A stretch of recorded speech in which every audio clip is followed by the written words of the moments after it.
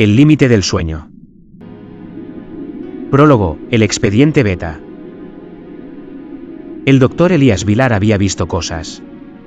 No fantasmas ni espectros, sino las grotescas arquitecturas que la mente humana puede construir en el abismo de la privación de sueño. Como psiquiatra especializado en parasomnias severas, su vida transcurría en el orden silencioso de un sanatorio privado, midiendo ondas cerebrales y desmantelando terrores nocturnos. Elías era un hombre de ciencia, cuyo único dios era el electroencefalograma. Hasta que llegó el expediente BET-12. No era un paciente, era un testimonio. Un hombre de 30 y pocos años, atlético y sin historial de esquizofrenia, que había terminado en coma farmacológico después de un brote psicótico inducido por la parálisis del sueño extrema. Elías repasó las últimas notas grabadas en audio. La voz del paciente, al principio calmada, se quebró en un sollozo seco. No es la parálisis, doctor. La parálisis es la puerta. Cuando no puedo moverme, ellos entran. Se sientan en mi pecho, me huelen. Uno de ellos tiene una forma casi humana, pero sus ojos son solo agujeros de hollín, y sus manos son largas, con dedos que terminan en la sombra misma. Elías detuvo la grabación. Siempre se trataba de sombras o presencias. Alucinaciones hipnagógicas y posthipnóticas. El cerebro jugando trucos. Pero la siguiente frase escrita a mano por el paciente, marcada con una tinta temblorosa, le puso la piel de gallina. Ellos no quieren el cuerpo. Quieren la salida. Capítulo 1. La temperatura del miedo. Eran las 3:10 de la madrugada. Elías estaba solo en su estudio, un refugio de madera oscura y olor a cuero viejo. Afuera, la ciudad de Buenos Aires dormía bajo una neblina de humedad y silencio. Había intentado irse a casa, pero el expediente BET-12 se había adherido a su corteza prefrontal como un tumor conceptual. Necesitaba encontrar el hilo común, el patrón químico que explicara el pánico tan específico de este paciente. Encendió el portátil y buscó términos esotéricos que el paciente había susurrado: bajos planos, larvas astrales, el devorador. Mientras leía un antiguo texto digitalizado sobre ocultismo del siglo XIX, notó un cambio sutil en el ambiente. El aire acondicionado, que había estado zumbando suavemente, se detuvo. Un silencio absoluto cayó sobre la habitación, más pesado que el de la noche. Luego, el frío. No era el frío del invierno que se cuela por una ventana mal cerrada, era un frío profundo, penetrante, que parecía originarse no de una baja de temperatura, sino de una ausencia de calor. Elías se frotó los brazos, sintiendo un escalofrío que no pudo atribuir a la sugestión. Se levantó para revisar el termostato, pero se detuvo. Sus ojos se fijaron en la esquina opuesta del estudio, donde una estantería de libros proyectaba sombras densas sobre la alfombra. Elías se había acostumbrado al juego de luces de su estudio, pero ahora, la sombra de la estantería parecía ser más que una simple falta de luz. Era una mancha de oscuridad opaca, una silueta que se movía, lenta y pesadamente, como si estuviera respirando. Pensó en la parálisis del paciente. Pensó en las alucinaciones. ¿Estás cansado, Elías?, se dijo, forzando la racionalidad. Pero justo entonces, su portátil emitió un sonido. No era la notificación de un correo electrónico. Era la grabación de audio del expediente BET-12, la misma que había detenido hace horas, que había empezado a reproducirse por sí misma. La voz del paciente, ahora aguda y estrangulada, llenó el silencio. Está aquí. Está detrás de ti. Lo he sentido durante semanas. Me está observando, doctor. Y ahora te está observando a ti. En ese instante, una luz azul se encendió en la esquina de la habitación. Era el indicador de su altavoz inteligente, un modelo de Alexa colocado sobre el escritorio. Alexa, dijo Elías con voz tensa, detente. Pero no había dado ninguna orden. El dispositivo, que que no tenía motivo para activarse, emitió un chirrido estático y luego comenzó a hablar. No era una voz grabada, sino una sarta de sonidos guturales y clics secos, una lengua que parecía torcer las leyes de la fonética humana, sonando como si fuera reproducida al revés o a través de un hueso. Elías sintió un vértigo absoluto, el lenguaje era indescifrable, pero el tono era de hostilidad primordial, de burla antigua. Era el sonido de la pura entidad. Elías sintió un peso helado sobre sus hombros.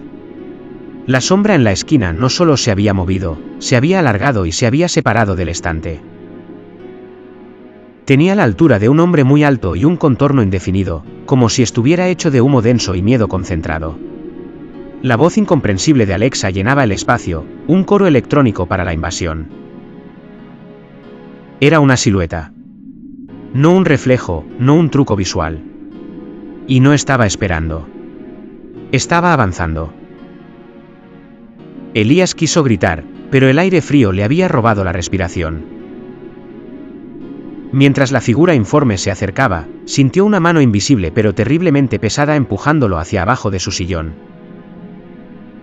El pánico inundó su mente, y por primera vez, el doctor Elías Vilar comprendió la parálisis del sueño.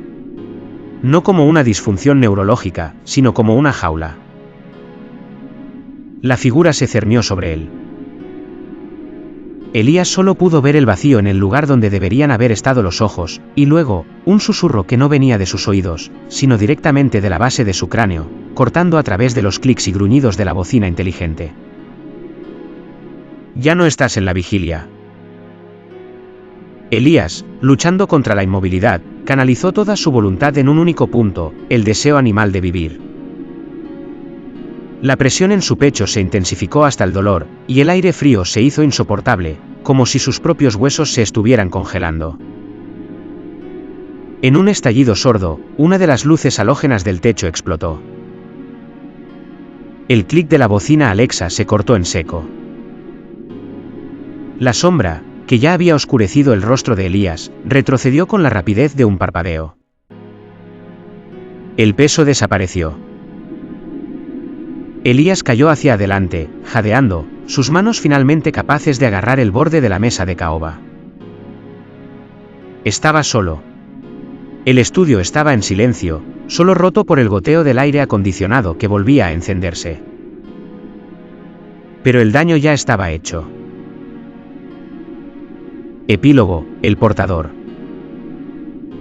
Elías no supo cuánto tiempo pasó, pero cuando la luz grisácea del amanecer se filtró por la ventana, se encontró acurrucado bajo el escritorio. Su cuerpo temblaba de frío y agotamiento, pero su mente estaba extrañamente lúcida, como si un velo hubiera sido retirado. Se levantó, ignorando el dolor punzante en su cuello. La primera cosa que hizo fue mirar la esquina, solo había una estantería a la alfombra y el hueco vacío de la esquina del estudio. El portátil estaba apagado, la Alexa inerte. La ciencia había vuelto a su puesto.